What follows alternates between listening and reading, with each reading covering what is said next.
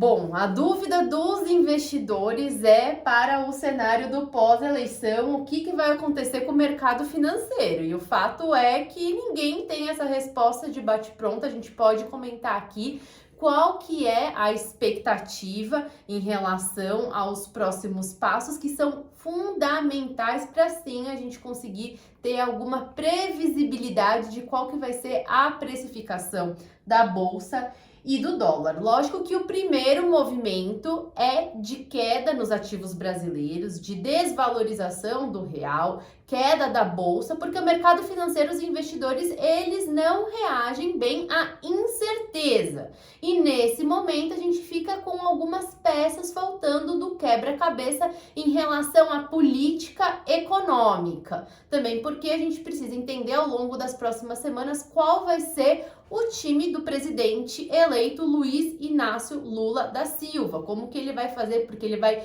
desmembrar o Ministério da Economia, então a gente precisa ver quem vão assumir esses postos e qual que vai ser a orientação econômica, principalmente porque a gente sabe que o futuro ex-presidente Luiz Inácio Lula da Silva é contra o teto dos gastos. E qual que vai ser então a âncora fiscal? Algo que é muito importante para o investidor e de credibilidade para o nosso país, para que tenha manutenção do ingresso do investimento estrangeiro. Nós somos uma economia emergente que tem um endividamento elevado, então essa sinalização é crucial. Ao longo das campanhas foram feitas muitas promessas que envolvem elevação nos gastos públicos e que não se enquadram dentro do espaço ali do orçamento para 2023. Então tem várias respostas que o mercado financeiro, os investidores irão monitorar.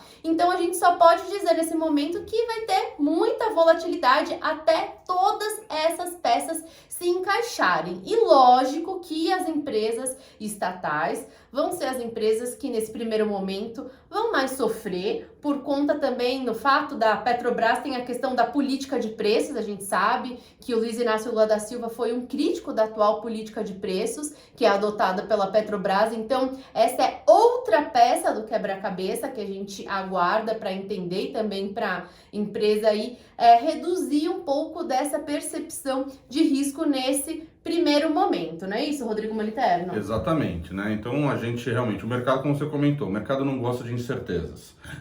Se antes a gente tinha a incerteza de qual o candidato sairia vencedor, hoje a gente tem uma incerteza do candidato que levou a eleição ainda não ter uma equipe ou um direcionamento da equipe econômica muito clara. Então, por isso que o mercado, nesse primeiro momento, está descontando. A gente está vendo aí o EWZ, que é o principal ETF brasileiro, sendo negociado com uma queda de 5%, e as ações das empresas brasileiras, e principalmente das estatais como Petrobras e Banco do Brasil, caindo aí na casa dos seus 10%.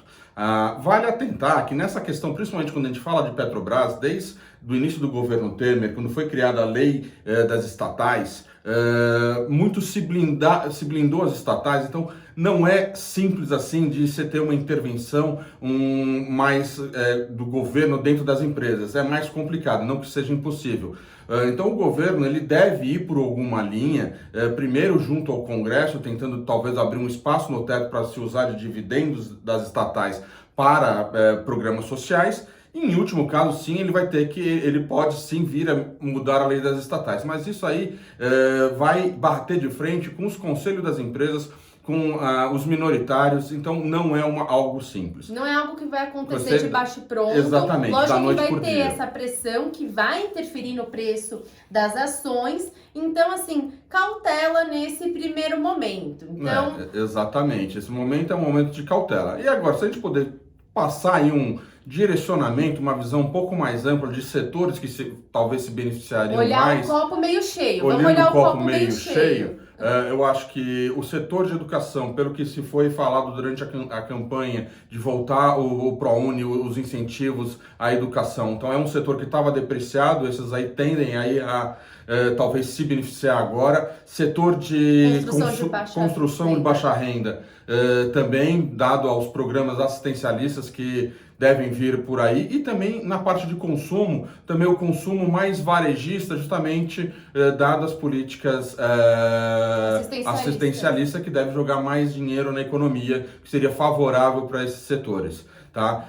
Na contramão, o que deve ficar em atenção, sim, são as estatais, principalmente a Petrobras, Banco do Brasil e Brasil Seguridades, onde o governo federal vai, de alguma forma, tentar utilizá-las para algum tipo de política, não se sabe, mas o mercado, enquanto não tiver uma clareza, vai descontar esses ativos. Porém, do outro lado, as estatais estaduais, em governos que foram reeleitos, também entra no alerta do investidor, tá? Como as empresas de saneamentos, a Copasa, a Sabesp, a Sanepar, que foram governos reeleitos de centro-direita, que entram no radar do investidor como possíveis alvos de privatização.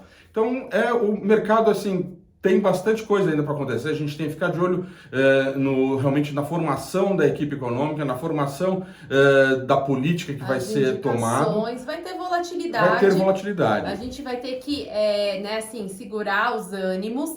E outra coisa, a gente precisa prestar atenção quando a gente fala na precificação, né? Os analistas falam numa bolsa ao redor de 130 mil pontos ao final do ano, seja Lula ou seja Bolsonaro, tem um ponto que é crucial, que é a precificação da curva de juros. Então, a gente precisa olhar o juros futuro caindo para que essa precificação se confirme, esse cenário para o mercado acionário se confirme. E quando tem discussão de contas públicas, que não vai ser nada trivial, como, por exemplo, a discussão do orçamento de 2023, a questão da nova âncora fiscal, isso mexe com a curva de juros. Isso pode colocar prêmio na curva de juros. Então, atenção, cautela, vamos aguardar com calma os desdobramentos ao longo das próximas semanas. Não deve ser logo no curto prazo que a gente vai ter essas respostas, ainda que a gente consiga saber nos próximos 30 dias qual que vai ser essa bendita equipe econômica. A gente ainda também vai ter discussões longas a respeito de âncora fiscal e de orçamento 2023. Então,